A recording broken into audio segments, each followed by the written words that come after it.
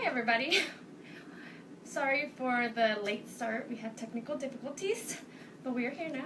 I'm here with Danielle Ompad, who is a faculty here at CGPH. She's an amazing professor. She's an epidemiologist. And now we are live. And muting. Yes. We're just making sure we can see all your comments and questions that come in. So, as we start, I want to learn a little bit more about Danny and your upbringing, where you grew up, where. Okay, so where I grew up is a complicated question because my dad was in the U.S. Air Force, so we moved around my whole life. Mm-hmm. My dad was from Hawaii and my mother's from England, and I was actually born at Fort Lewis in Washington State, which is very close to Tacoma, which, by the way, is the home of the first needle exchange program in the U.S. What? Yeah. I did not know that. Yeah. Okay. So very advanced out in Washington. And so... Washington, yeah. You're on it. So after we were stationed in Washington, when I was little, maybe around 2 or so, we moved to New Orleans Naval Air Station, which is in Louisiana. And we were there for a little while, and then when I was about 3, we moved to England, and we were stationed at RAF Lakenheath in Suffolk, which is actually the area where my mother was from in England. So I got to spend about 4 years hanging out with my English side of the family, which was awesome. I have a grandmother, 10 aunts and uncles, and a whole bunch of cousins, and my aunts and uncles' spouses in England. So it was a great place to grow up for a period of time. And then when I was about 7, we moved to California. She's from California. Yeah, Cali. And we lived at Edwards Air Force Base, which is in the middle of the Mojave Desert.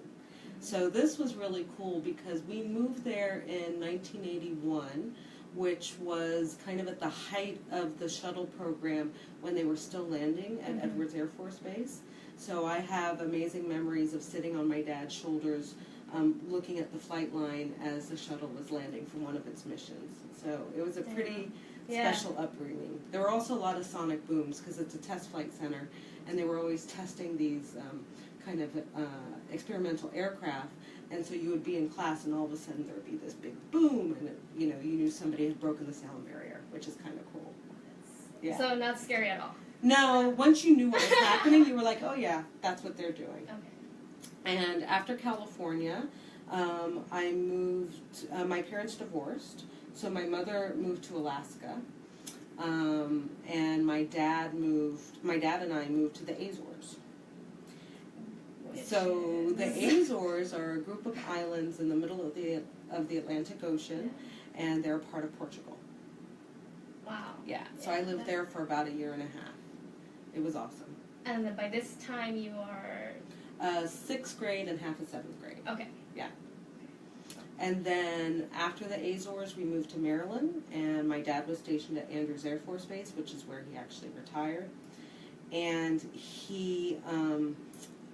we lived in Charles County, which is very close to Washington, D.C., and I went to the rest of 7th, 8th, 9th, and 10th grade there, and then we moved to Hawaii, where I graduated from high school. So by this time you have lived in how many different places by the age of 18, 17? Washington, Louisiana, California, England, the Azores, and Maryland. 6. Wow. Yeah. And some people haven't even been that many places in their lives. Yeah. Crazy. It was an amazing way to grow up. And at the same time, my mom was moving around, so she went to Alaska, Wyoming, California, Arizona, and so I would go visit her as well. Yeah. So it was pretty amazing. So I graduated from high school in Hawaii, which is where my dad was from, and at that point I was around the other side of my family and all those cousins and aunts and uncles, which was awesome. And after high school, I moved back to the mainland for college. So I actually went to community college for a year. Charles County Community College, which is now, I think, the College of Southern Maryland. They've changed their name. Oh, okay. And then I went to undergrad, I transferred to a 4-year college, and I went to Bowie State University, which is in Bowie, Maryland, in Prince George's County, and one of the oldest historically black colleges in the nation. And I love my BSU. It was awesome. Yeah. What made you apply to a BSU? It was part of well, I didn't know there was such a thing as HBCUs. Like, I had watched A Different World, so I knew that there were such a thing as black colleges, but I didn't really understand what that meant. And so when I got to Bowie, that summer I went for a scholarship interview, and I saw the brochure, and it explained what a HBCU was. So I took a minute, and I was like, do I really care? I'm like, no, they're giving me money. And they gave me... But actually, right? They gave me... It was my priority, right? They gave me a full for scholarship, sure. but they gave me a fantastic education. And I have lifelong friends from Bowie. So some of them might be watching, so I'm going to say, hello. Yeah, remember, BSU. send any comments, pictures, questions for Danny, because she's going to answer everything, basically. And then I went to Baltimore for graduate school. Okay. And she went to Johns Hopkins. Yeah, I went to Hopkins. Which was also an amazing experience, and I have lifelong friends from Hopkins as well. Okay. What's up, y'all? And then I came to New York for a job. Okay. And so I worked for the New York Academy of Medicine, which is a private nonprofit organization.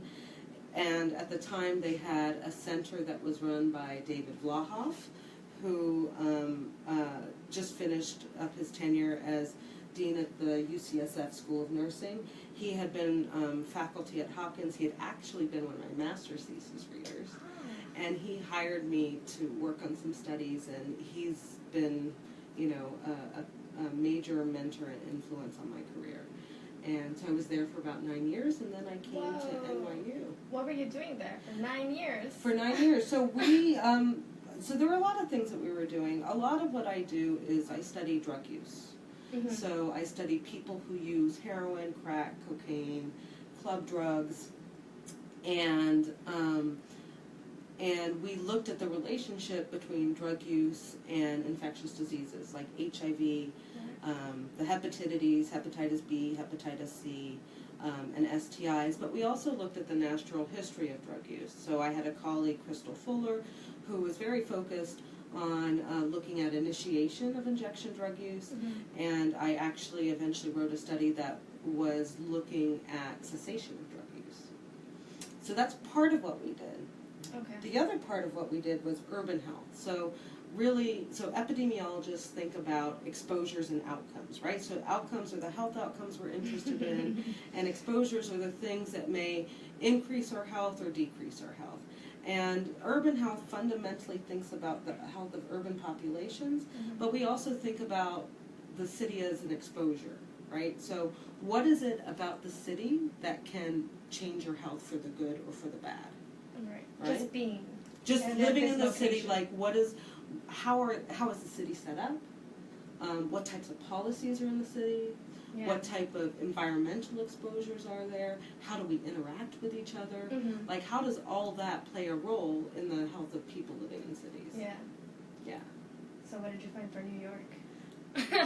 It's complicated, right? Yes. So we talk about like urban health advantage and urban health disadvantage, and what often happens is that poor communities tend to experience the disadvantages, and more affluent communities have the advantages.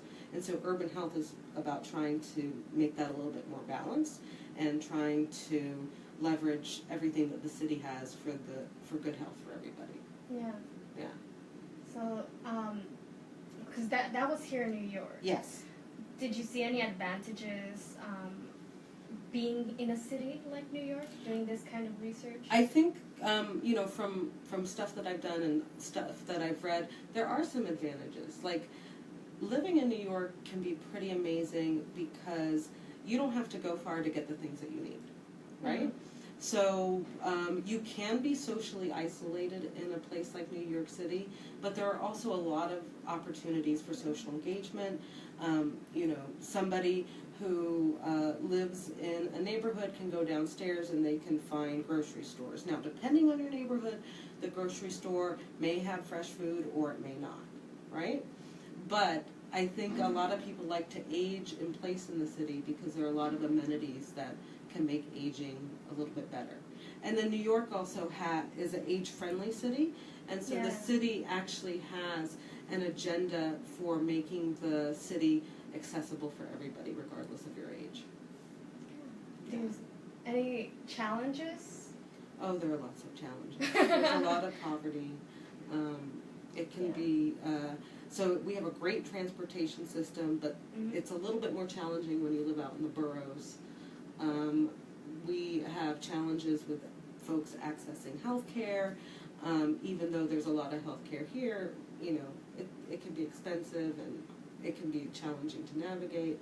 I mean, every city has their problems, and New York has its fair share. For a long time, we had stop and frisk, right? So when the police would stop and frisk people and then often arrest them, and sometimes for no reason other than they were walking by and were people of color, to be quite frank. And so that's actually, even though people think of that as an issue for criminology, it's also an issue for public health because it's an important stressor that people experience. Completely. Yeah. And so it's something that's a little overlooked, and it wasn't really good for people's health. Yeah. So our new mayor is trying to roll that back a little bit. It's very complicated, and I learned nothing if not that cities are complex, right? And epidemiology doesn't do everything that it needs to do for complex issues, like our methods just aren't there. So we have to work with our colleagues in other disciplines that are better at dealing with complexity. Yeah. That's what I love about public health. It's so interdisciplinary. Things that you don't think are public health are very much so impacted by or affect public health. It's great. But I think there's some questions. Just want to make sure we address them. Okay, so this one says, what advice would I give to people in healthcare that may be interested in public health specific higher learning? Oh. So I'm going to tell you about two options we have, or a few options we have here at NYU. Yay. So we have, we have a public health training at the undergraduate level, where you can get a dual degree right now in public health in one of 10 or 11 different majors. We have a master's in public health program, of which Myrtala just graduated from, and she was actually one of my students. Did capstone with her. Yeah, we went to Ukraine for 2 weeks and worked on a project for the whole year. So the MPH program is a 2-year program where people get a wide swath of exposure to public health issues, but then can concentrate in specific areas, including epidemiology, biostatistics, environmental health, global health leadership, and a few others. Yeah. We also have a certificate in public health where you can take 6 classes online, which are the basic classes that any public health program would provide. And then we also have the cross-continental MPH program. Very, very new. Which is so cool. It's basically an MPH in 1 year across 3 continents. So last year, the cross-continental students spent the summer in New York, the fall in Ghana, and the spring in Abu Dhabi. What? I don't think I've even ever heard of a program like that. At least for public health. I think it's pretty unique. Yeah. 3 contents, 1 MPH, infinite possibilities. Yeah. As I quote our one of our senior associate deans, Dr. Bernadette Bodnabala. That's kind of her tagline for the program, and I think it's so apropos. It's a really exciting opportunity for students who are ready to really engage and immerse themselves in public health. Yeah. Thank you for the question. Thank you for the question. Yeah, and I think there's another one. Why did I decide to become an epidemiologist, and what is the most rewarding aspect of my profession? I love that question. I think it was one of yours, actually. It was, yeah. So I decided to become an epidemiologist, like I said, after reading that book about this basically disease detective. I even remember. I don't think you mentioned the book in this version. Oh, okay. Talk about the book. So when I was 12 or 13, I read this book called Outbreak, and it was by Robin Cook. Mm-hmm. And so this is not the movie Outbreak with Dustin Hoffman.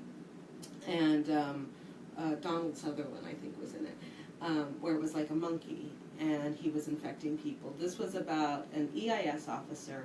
So EIS is the Epidemiology Intelligence Service, and it's a 2-year fellowship at the CDC. Mm-hmm. And it basically trains people in epidemiology. So Mm-hmm. there was this woman in this novel, it's fiction, her name was Marissa Blumenthal, and she was running around the U.S. trying to figure out why there were all these Ebola outbreaks. I can't remember what the reason was, but it had something to do with some criminals trying to wreak havoc. And I was like, that's exactly what I want to be. I want to run around the world, putting out outbreaks.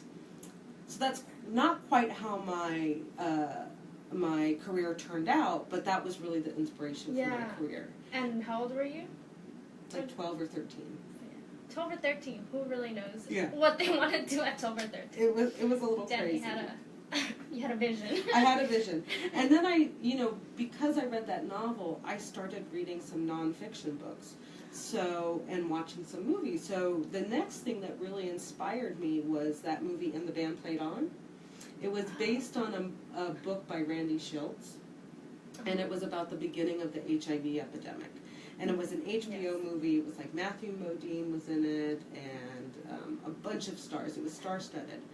And it rocked my world. And it was the first experience I had with health disparities. Mm-hmm. The movie just basically showed that HIV affected particular communities, and some of the reason why it affected those communities was because of stigma and discrimination, and HIV resulted in stigma and discrimination. So that movie just got me up in arms and upset for the way people were treated, number one, and then number two, I was fascinated by this new disease that had emerged. So then I read The Coming Plague by Laura Garrett, and it talked about all these emerging infectious diseases, and that's when I was like, I want to be an infectious disease epidemiologist. So it was all books that kind of brought me here. Books and movies. Yeah, books one and movie and 3 books. Yeah. And are there any other movies that you like, or books, podcasts, anything like that? Whether it is or isn't public health related. Okay, so my favorite books that I read 1,000,000 times is the Harry Potter series. I love Harry Potter. I've seen all the movies. One of my best friends bought me the entire series of movies. I've seen all the movies multiple times. Been to a theme park? No. I have a hard time with theme parks because as I've gotten older, I actually get motion sick on all the rides. Oh. So the last time I went to a theme park with my friend Lane, I went on one ride and I couldn't go on anything else because I was so ill. So he had to ride all the roller coasters by himself, and we had gotten the get to the front of the line ticket. So I was so disappointed. Yeah. Oh. Yeah. So no, it was a little bit of a disaster. So I read all the Harry Potter books. I love the Girl with the Dragon Tattoo series. It's a little violent, but it's such good storytelling. Did you read that book? Because I believe there's 3 books. There's 3, and then the author died, and then somebody wrote a 4th book in the same style about the same characters. And so I read all 4. I'm a voracious reader. I read a lot. And then I also like some nonfiction. It tends to be history. So one of the books that I just recently read was called The Brothers, and it was about the Dulles brothers. So John Foster Dulles, who was the Secretary of State under Eisenhower, and his brother, who for some reason I can't remember his first name, he was the director of the CIA. And they got up to a lot of shenanigans during their tenure. So, the American fruit company thing that happened in Guatemala, and the assassination of Lumumba in Congo, and a whole bunch of other stuff that really, after reading that, it really makes me not take what is reported on the news at face value. Yeah, I think there's So I'm always looking for good reporting. Right now there's a lot of, I think it's a very timely in what you see in the media today, what's going on now politically and all of that stuff. Yeah. So I think everybody is kind of questioning. Yes.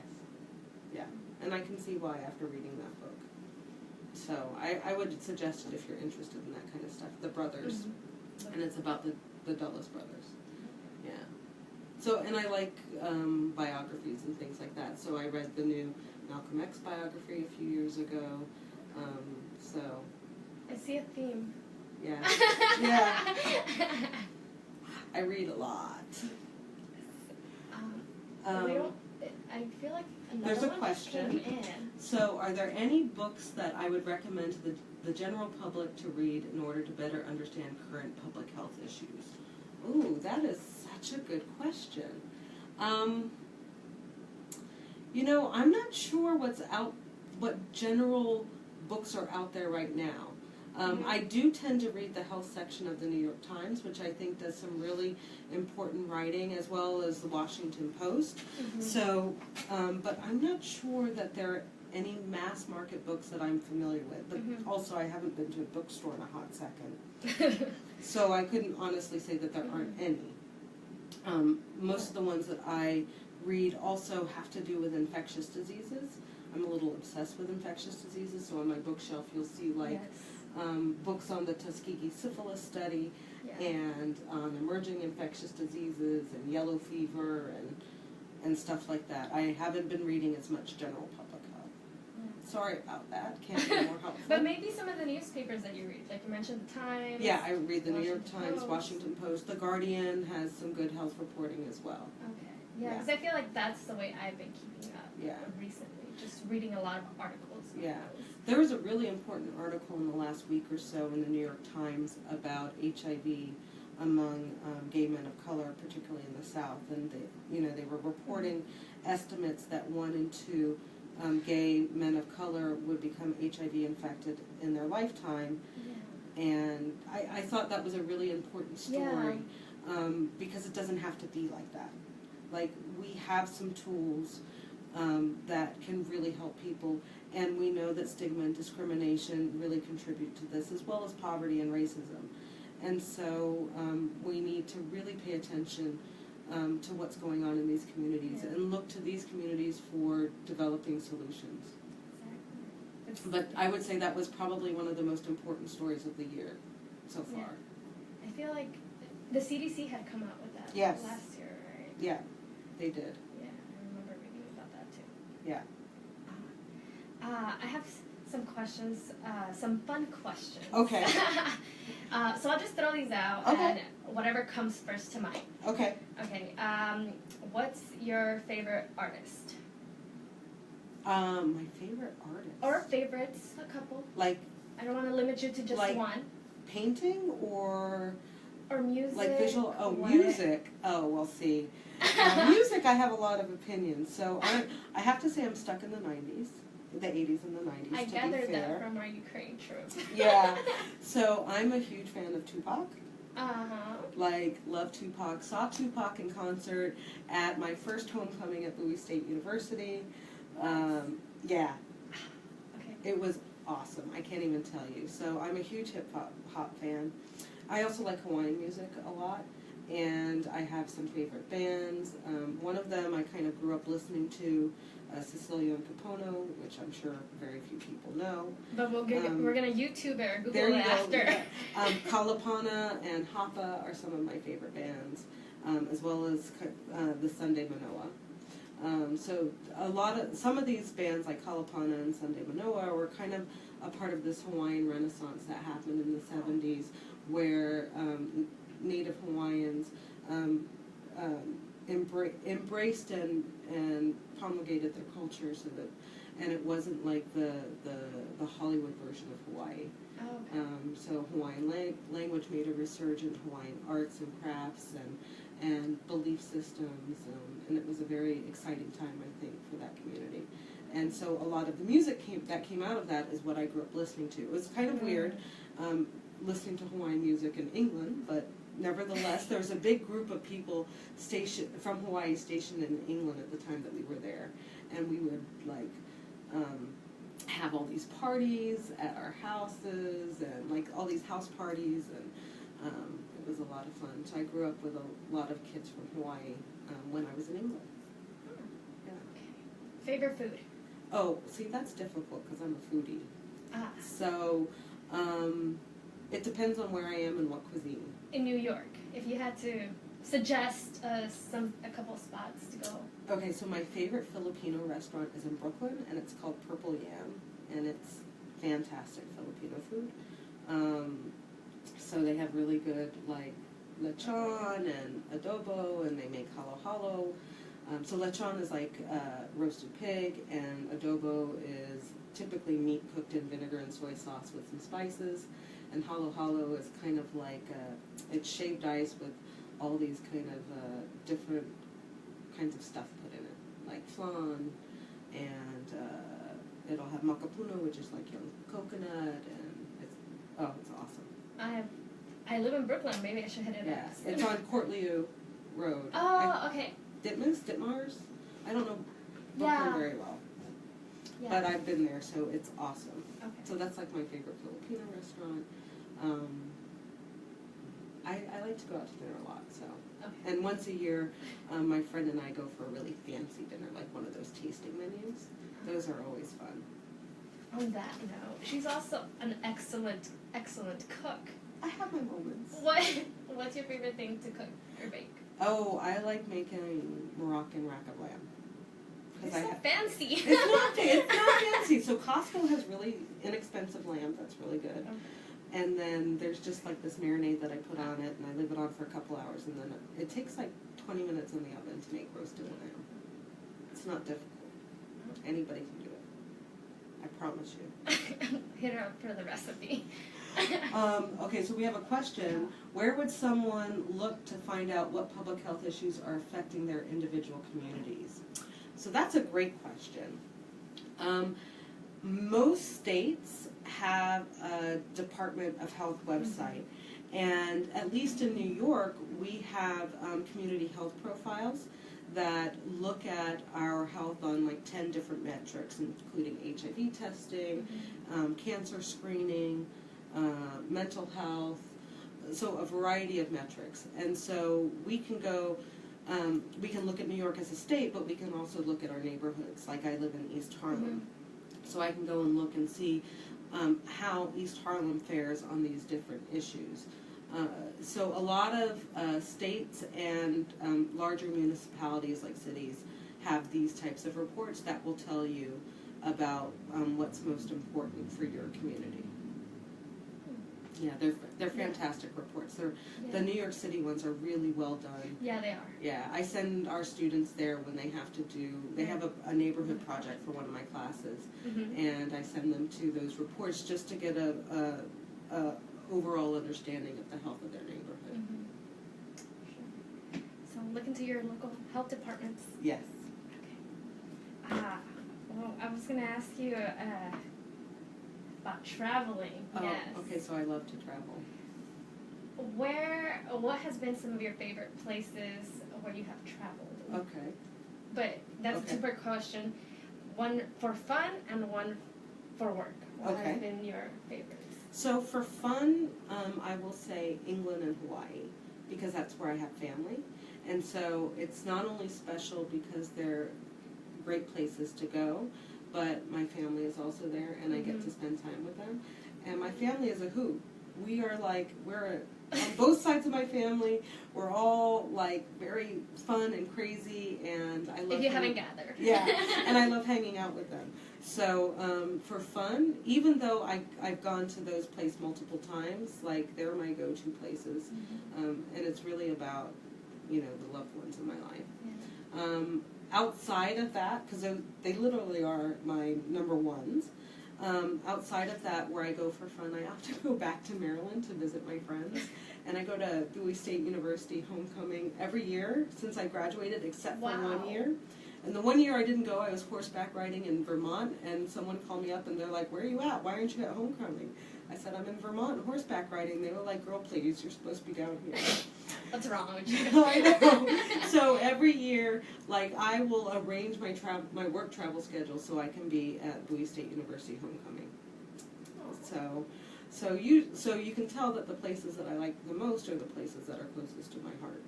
Yeah. But for work, so one of the places that I go to a lot and that I really enjoy going to is Ukraine. I knew that was coming. I knew it. I know. So we went to Ukraine together for Yes. 2 weeks, and we worked with an organization called Alliance for Public Health. Shout out to our family in Ukraine. And they do really fantastic work, preventing HIV among key populations and vulnerable populations in Ukraine. And I've been working there with Alliance for Public Health and also colleagues from SUNY Downstate, State University of New York, it's in Brooklyn, doing some capacity building and training around HIV and epidemiology. And I love Ukraine because I have received warm welcomes. Like the people that I work with there are so friendly. There's actually a few organizations, Ukrainian Institute of Public Health Policy, and you guys chatted with some of those people.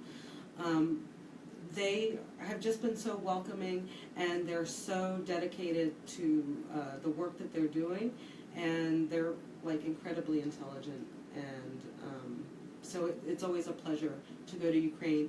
And it's a beautiful country, and they have fantastic food. Yes, they do. And alcohol. Oh my gosh, that cherry! I still have the bottle over so there. Good. Yes. There's a liqueur called Biana Vishna, I think it's called, which means drunken cherry. Yeah. It basically tastes like cherry pie in a glass. It's so good. It was so good, and so our colleagues at Alliance for Public Health introduced us to it, and then I brought back a lot of bottles, and we are not going to say how many bottles that came back, but it was a lot. But one of them was for our capstone team. It was a celebration. It was a celebration, yeah. What about, where would you like to travel that you haven't been to yet? So I would love to go to the Philippines because You haven't been? I haven't. My grandfather That was born in the Philippines. I know. My dad went, but when he was in the military, like in Vietnam, he went there for R&R, rest and relaxation. Oh. But I've never been. So there is like, I have a trip planned actually to go teach epidemiology in the Philippines in the first week of July. Look at you. Yeah, so I'll actually be going to the island where my grandfather was born. And giving back. Yeah, it's very exciting. That is awesome. It's very exciting. We have another question. Oh, okay. Are study abroad programs included in most of NYU's MPH programs? So I would say no. The Global Health Leadership at this point, study abroad is a part of that. Mm-hmm. There are opportunities for most students to study abroad, but it's not integrated into all of the programs. We do have classes in the summer and during J term, which is the January term. So, and those are often at our Global Network University site. So they might be in London, they might be in Ghana.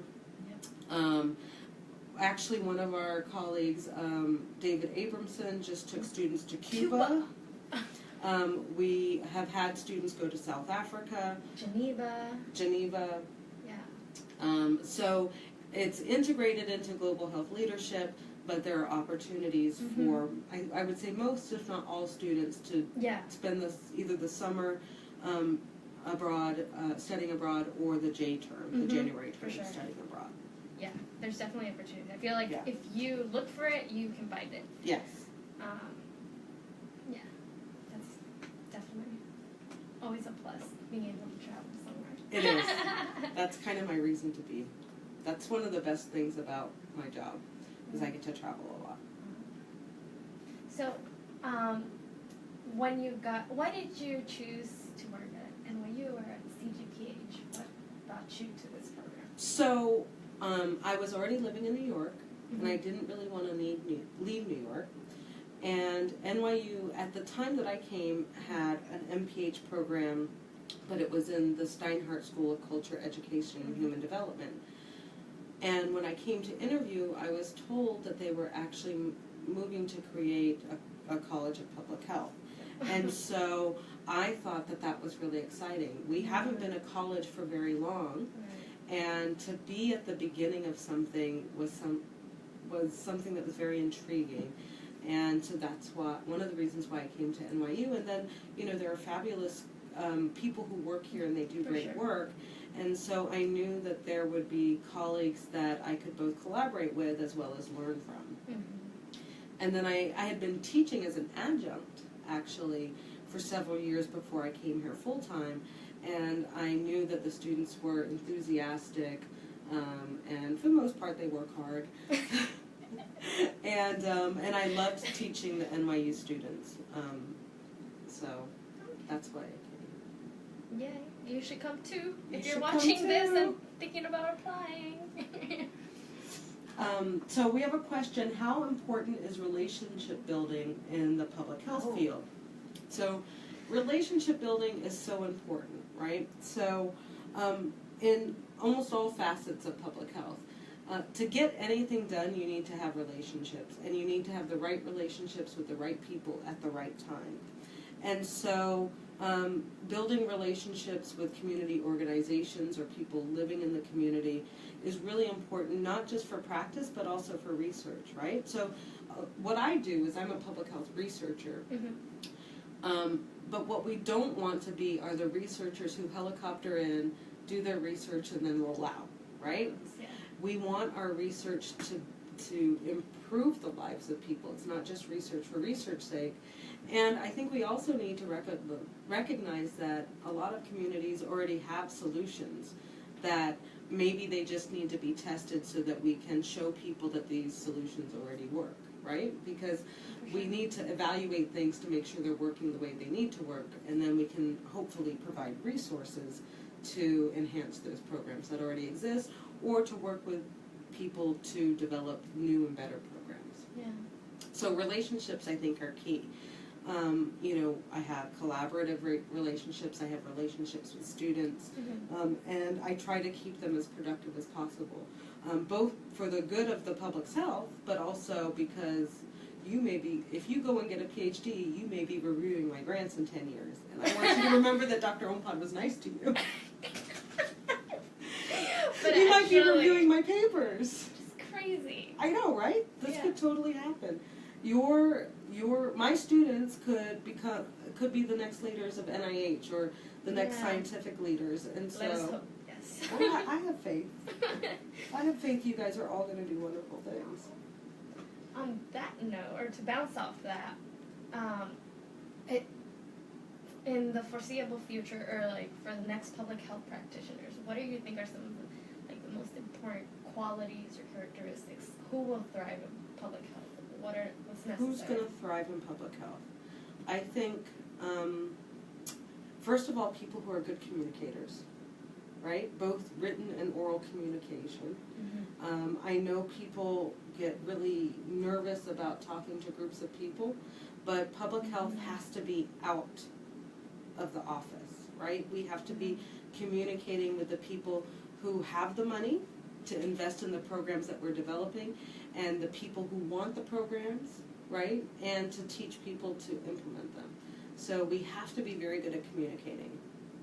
And I think that's kind of number one. And we have to be creative thinkers. We need to be able to think outside the box. Because we need to recognize when we've been doing something that doesn't work and think about what we could do to either make it better or find something to replace it. I think persistence,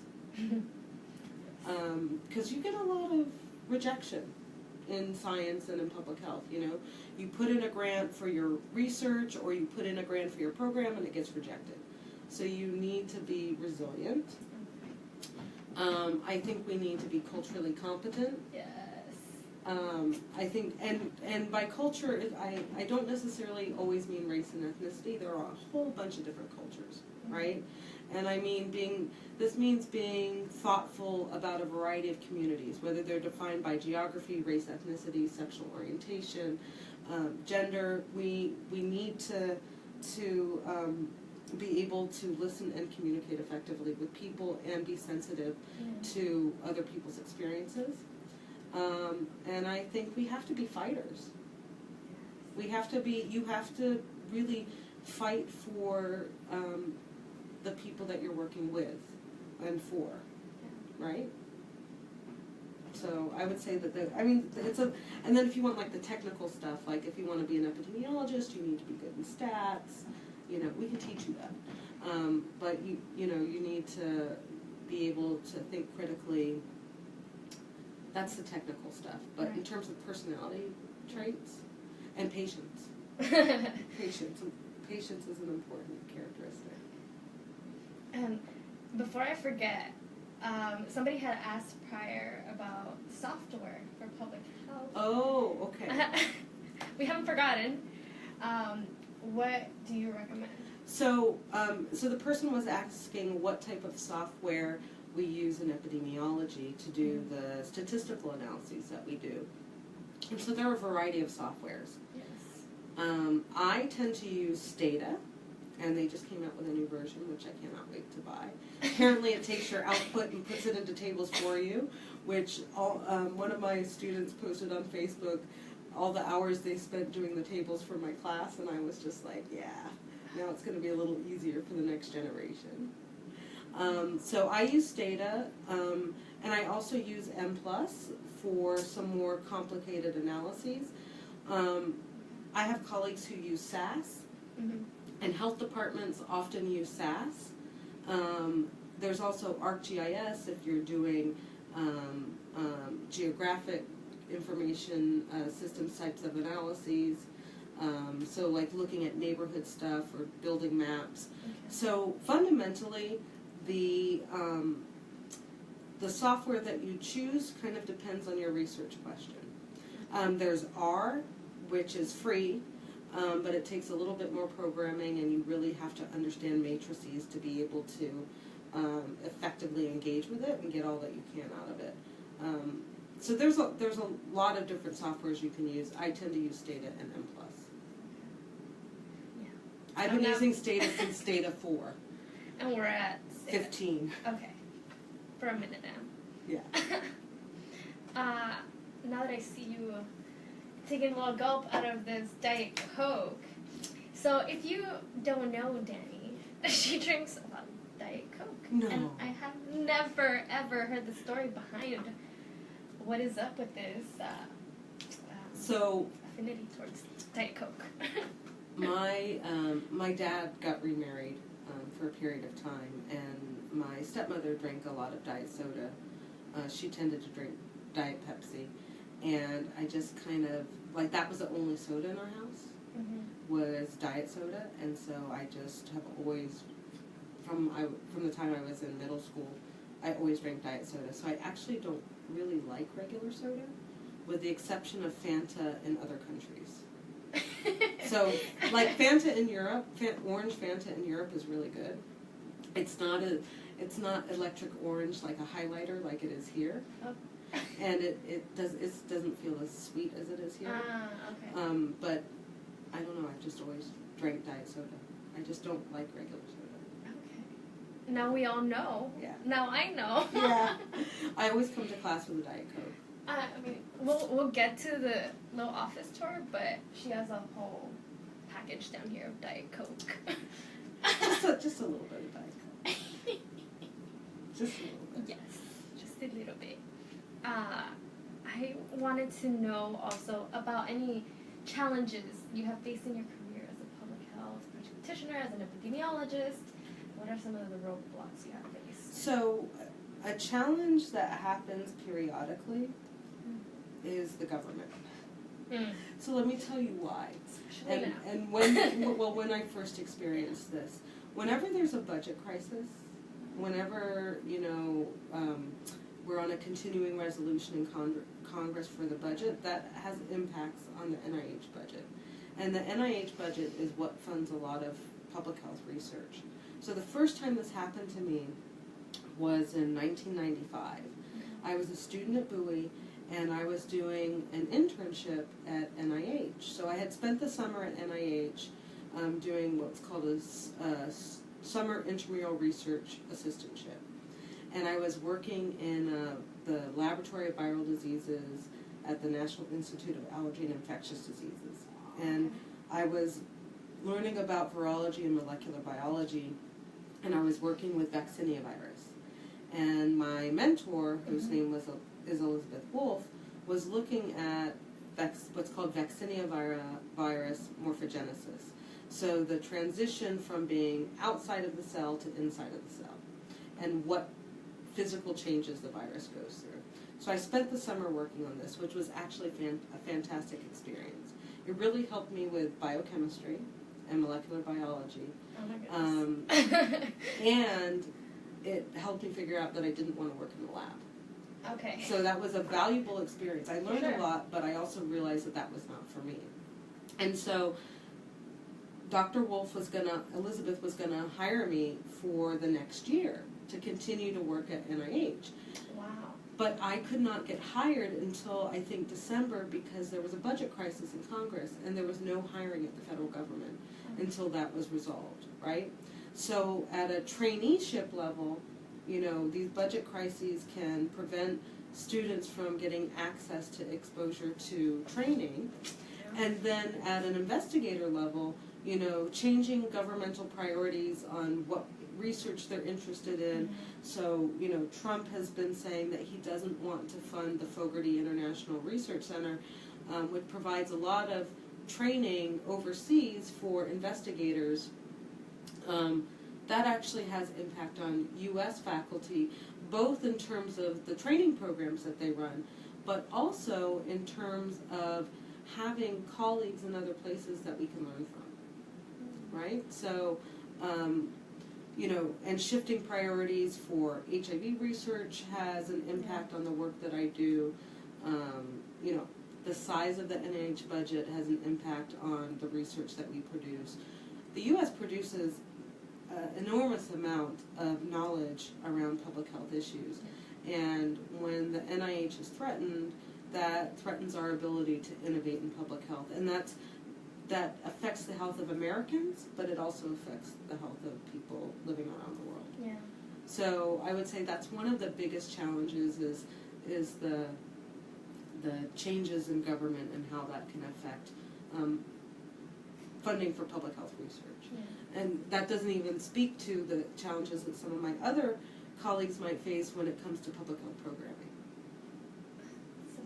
Yeah, now that you touched on the changing priorities now for the government, what do you think, what's that advice you give public health practitioners now, with the next 3 and X amount of months left ahead? Well, we still have to do our work because the public health challenges still remain. So we have to be creative in how we do our work. Yeah. So going back to, you know, creativity being an important characteristic. We have to be creative in the work we do, but we also have to advocate for the communities that we work with. Because fundamentally in public health, the research is not just about my career, the research is about the health of the communities that I want to work with.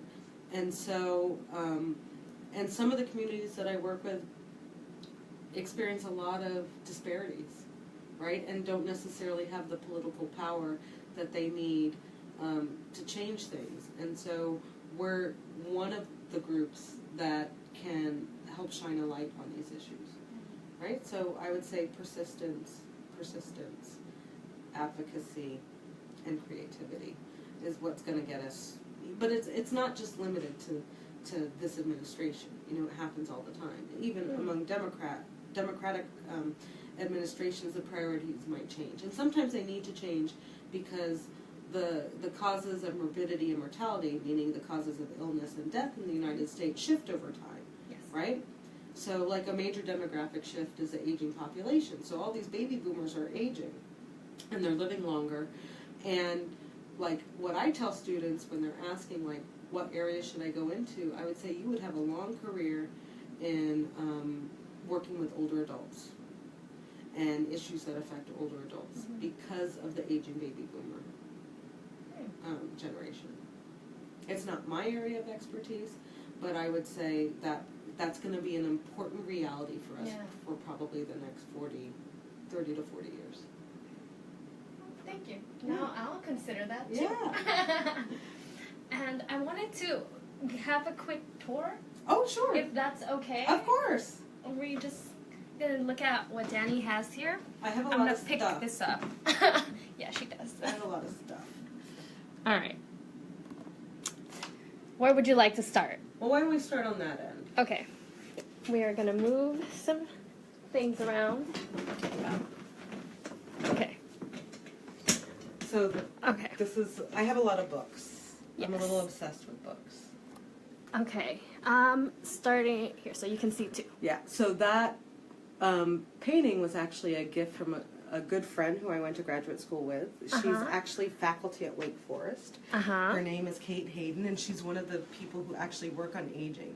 A lot of her work is around dementia and Alzheimer's disease, and so she gave me this painting that says, I am fairly certain that given a cape and a nice tiara, I could save the world. It's very sweet, and every time I look at it, it kind of picks me up and reminds me that, you know, I work with some fabulous people who are fighting the good fight. Yeah. So what else do I have? So this is our empty bottle of Beyond the Vishna that the capstone students and Dr. Emily Goldman, who you talked to last week, we enjoyed celebrating the end of capstone and graduation. What else have I got? Who's this a picture of? So this is Magic Johnson. And I went to a gala where he was honored as an urban health champion by the New York Academy of Medicine, so I got to take a picture with him. Awesome. Very nice man. Very nice man. What else do I have? I have a Spam collection. Oh, yeah. Like a serious Spam collection. Yeah. Which, you know, it's intense. My colleagues in nutrition kind of look at it in despair. But, you know, I'm from Hawaii, and we are one of the largest consumers of Spam per capita for any of the states. We make Spam sushi. We call it Spam musubi. And I eat Spam, like, I'll be honest. Not every day, but, you know, every now and then I get a hankering for Spam and rice. So it's turned into a joke. There are all these different kinds of Spams. Portuguese sausage Spam, tocino Spam, which is like a Filipino flavoring. I have Spam from Spam a lot. People bring me Spam. I have Spam from Greece. So lots of Spam. Lots of Spam. What else do I have? I have lots of books. Yes. Lots of books. One of my favorite books about drugs is The Corner. So I went to graduate school in Baltimore, and you can't say anything wrong about Baltimore, okay? Because Baltimore is a fantastic city with fantastic people. And this book is about the life of people living around a particular corner in Baltimore. It's made into an HBO miniseries. It was written by David Simon and Edward Burns, and these guys also did that show Homicide: Life on the Streets. So it's a really interesting book. I actually met some of the characters because it's nonfiction. One of them actually worked with me when I was a graduate student at Hopkins on a research study. What else have I got? What about this? Oh, so this is a fit pack. And this was distributed during the Expanded Syringe Access Program demonstration project. So New York State expanded access to syringes by making it legal for people to buy 10 syringes over the counter without a prescription. And this was good for diabetics. This was good for people who had dogs who had diabetes, who needed to give their dogs injections. But it's also good for people who inject drugs because it's another option for getting clean needles that can protect them from HIV and hepatitis. So the Fit Pack was part of this demonstration project, and let's see if I can get it open. Right now it stores Band-Aids, but the way it was designed is your clean needles would go here, and you would put the used needles here, and then you couldn't pull them back out. So it was to prevent distribution of needles, and then this is crush-proof, so this could go in the garbage can, and none of our Department of Sanitation workers would get a needle stick. So that's a fit pack. What else have I got here? I have lots of gifts from students because my students have been very sweet and generous. So one of my students from Pakistan gave me these beautiful little ceramic flowers. I also have a button from Support Don't Punish, which is a campaign to support people who use drugs and not punish them for substance use. So to really think about substance use as a medical problem and a public health problem and not a criminality problem. Yes. These are from a student that worked with me, actually. She was an analyst, and they're from China. What else do I have? I got this when I went to China when I was working with the WHO. So I worked with people at the WHO Kobe Center in Japan. Can I? Of course, to develop a short course on urban health equity.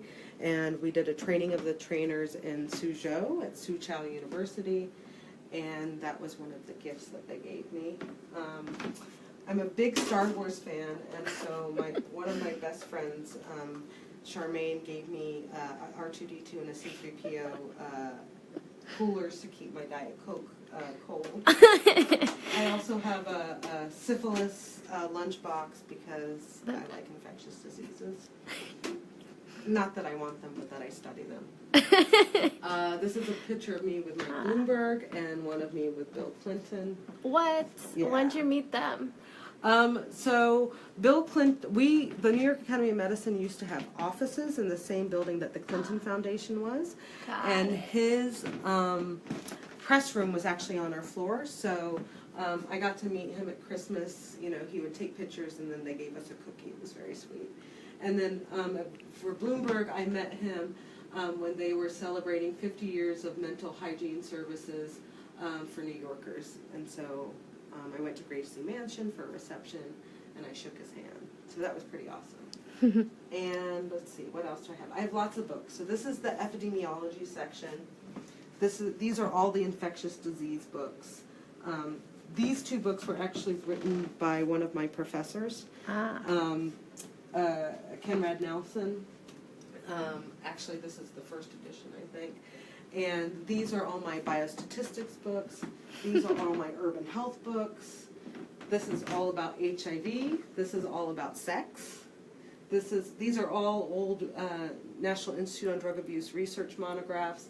They don't make these anymore, but these were some really helpful resources when I was a graduate student. This is all about drugs. This is all about theory. This is all about race, like mixed race, Asian, African American. This is general public health. This is my little Hawaii section. And then this is my dissertation and some other people's dissertations that I've been on their committees. I see. Yeah. Which one's your? Oh, this I see. mine. Yeah. What was the title? Oh gosh, I don't even remember. I can't recite it up. Let's see. Childhood Problem Behaviors and HIV Risk Among Adolescents and Young Adults in Baltimore. Big Baltimore fan. It's kind of thick. It's a little on the thick side. Yeah. But to be fair, it's got like huge margins and it's double spaced. That was the format we had to do. So if it was single space, it wouldn't. Don't sell yourself short, Danny. So I've got all sorts of interesting stuff. Yeah, this rug was actually given to me by a friend. It's from Egypt. Oh. Yeah. That basket's from Ghana, and the rug in the basket my mother made. It's a latch hook rug of a cat. She likes to send me cat things, even though I'm trying not to be a cat lady. All right. Do we have any more questions? Let's see. Can I expand a little on your studies of adult access to vaccines? Sure. So, do you want to sit down? Yeah, we're gonna sit down again. She's going to sit down again. So, I've worked on several different different types of vaccines. And it started when we were doing studies with people who inject drugs and people who use non-injection drugs in New York, and what we basically were interested in was hepatitis B vaccine. So we know that hepatitis B is transmitted through sharing needles. It can also be transmitted through condomless sex, and it actually is. There's also household transmission, so people are like sharing razors or sharing toothbrushes, or there's some type of potential. It's pretty easy to transmit. But we have a vaccine for hepatitis B. And so we wanted to look at, in our study, who was vaccinated, who wasn't, and who had had hepatitis B. And what we found is that not everybody was vaccinated, and even people who were young enough to have had the hepatitis B vaccine in their childhood vaccination schedule, right? The CDC publishes a vaccination schedule every year with the recommended vaccines. Some of them had not been vaccinated, so they were still vulnerable. And so that was concerning. And we actually looked at the time we had 2 storefronts, one in Harlem and one in the Bronx. Okay. And we compared people, we looked at vaccine uptake between Harlem and the Bronx. And the way the programs were administered were a little bit different in the 2 places. And basically what we found is that the program who got more people vaccinated were the ones who made it really easy. Like, people would go in, they would know they were coming from our study, and they would vaccinate them, make them wait 10 or 15 minutes so there was no reaction, and send them on their way. The other program had them sit for a few hours, and then they wanted to do a full exam because they wanted to charge Medicaid. And they made it very difficult for them to get vaccinated. So that was kind of our first foray into adult vaccination.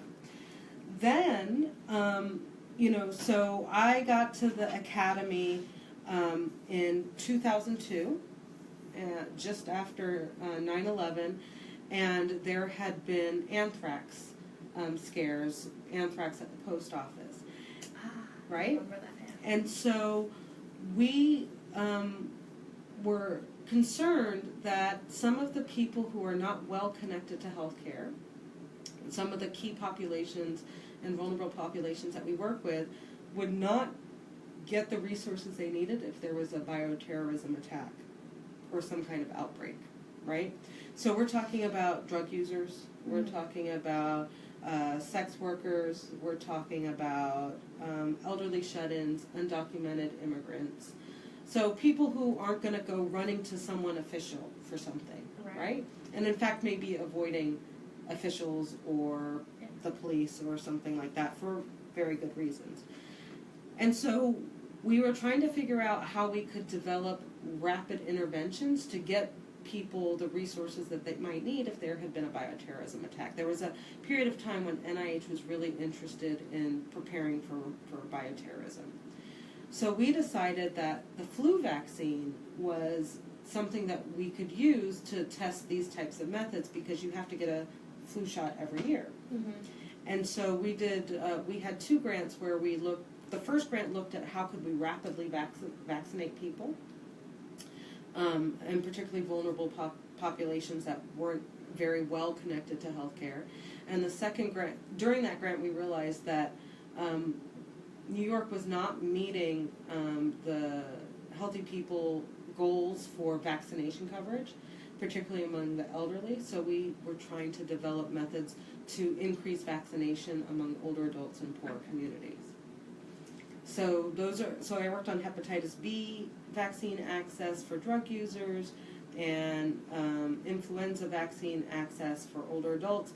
And then when the HPV vaccine came along, I started doing a little bit of work around that too. Thank you. Yeah, of course. I don't see any other questions. My last question is, if you can tell us something that most people don't know about you, by, like looking at you. Okay. Or it can be more than one thing. Okay.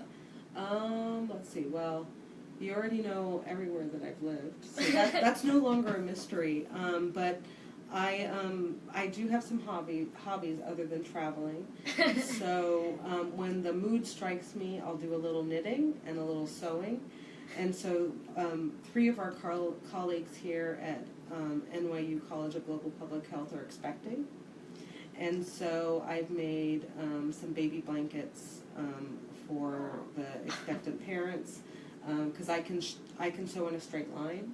So I can make a rectangle, so I can make baby blankets. Okay, perfect gift. Yeah, perfect gift. They're very cute, actually. And what else would be interesting? There was a period of time when I played rugby in Baltimore for a club team.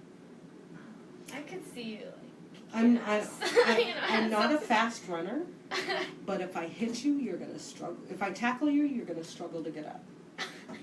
It was very cathartic, but it was like sanctioned violence, so I really got to plow into people. I was if you know rugby, I was in the scrum, so I was a prop. So, in rugby you have a scrum where the 2 sides hit each other and fight for the ball, and so I was one of the people on the front line that was directly engaging with the other team. You sound so happy about it. Yeah, it was a lot of fun. It was but one time I played a game and then I went to go see my grandmother in England, and I had this ginormous bruise on my leg. It was like this long, and she goes, "Well, that's not very ladylike." And I said, "Thank you, Nana, I know." It was kind of funny. So I played rugby for a very short period of time. It sounds like you enjoyed it. Yeah, and I was a debater in high school. I totally see that. Yeah. Completely. Yeah. My debate coach, I'm still close to him to this day. Every time I go home to Hawaii, I see him and his wife. So I have to say, "Hi, Coach." Yeah. Hi, Mama Taylor. You guys are well.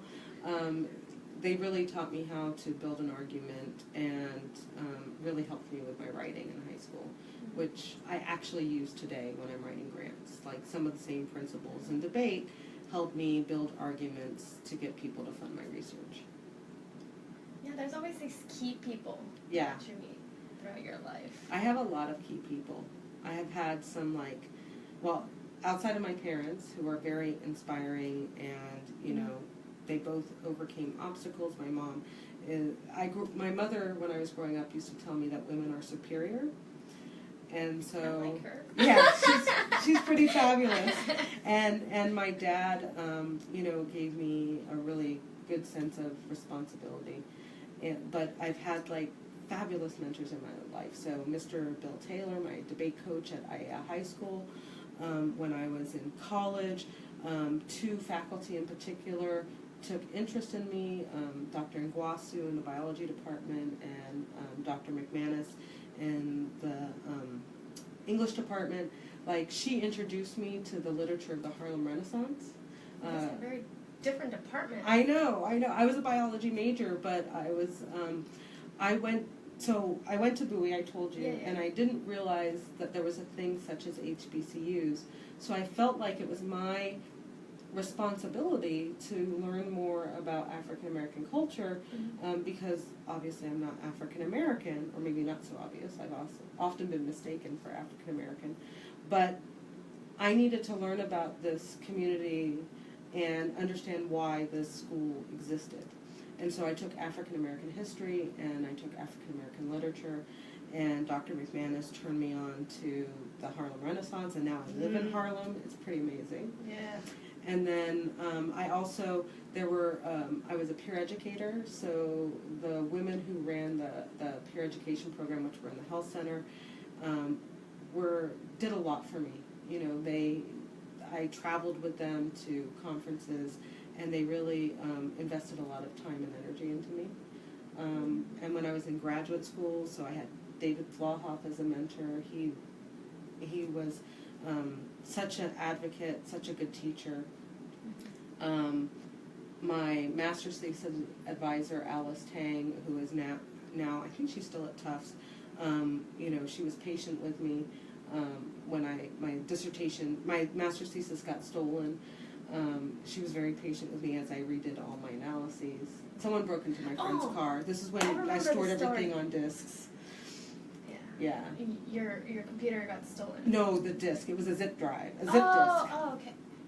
Like literally. So the moral of that story is back up everything. Don't be like me. Stephanie Strathy was my my doctoral advisor, and she was fantastic. She gave me line edits on my dissertation. She made my writing so much better. She's been such a supporter of mine, like my entire career. There are folks at the National Hispanic Science Network on Drug Abuse at USC, Lalo Valdez, and Alice Cepeda, who have been supportive of me. So every step of my life, there have been colleagues and friends who have basically been cheerleaders. And like I have friends that are not even in public health who constantly mentor me on the rest of my life. You know, I have a friend who is in the administration at University of Maryland Eastern Shore, Keisha Harris. She is an amazing teacher, and I learn a lot from her as to kind of how to navigate this thing called academia. Right. Yeah. But I've got my friends who try to keep me on point when it comes to like my finances. So my girl Kate and my girl Charmaine are like, they're the people who remind me to do my taxes. And you always need people in your life who are going to call you on your ish. Yeah. And I have amazing friends who will keep me in check and remind me where I came from. In addition to like all the family members who do that every time I see them. And so, I have a lot of amazing people in my life. I'm very lucky. And I think people would be very like to have you in it. Oh, you're so sweet. It's a mutual admiration society. Let us know. But I don't have any questions left. Okay. I don't see any. Do you have any last words for anybody out there? Come to the epidemiology. Come to the dark side. You want to do it. It's a fantastic career of service. You get to basically spend your career being nosy.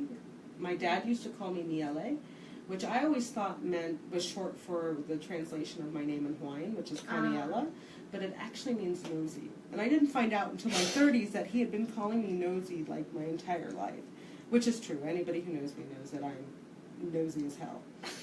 So I get to be nosy in my career. I get to travel. I get to meet great people. I get to teach students and learn from students, and I have these amazing people that I get to work with. So come to epidemiology, or come to public health at least. We need really good people, really thoughtful people, and we need people with all kinds of backgrounds. Go public health. Go public health. All right, we are about to tune out. Thank you guys. Aloha. Yes. Thank you for watching.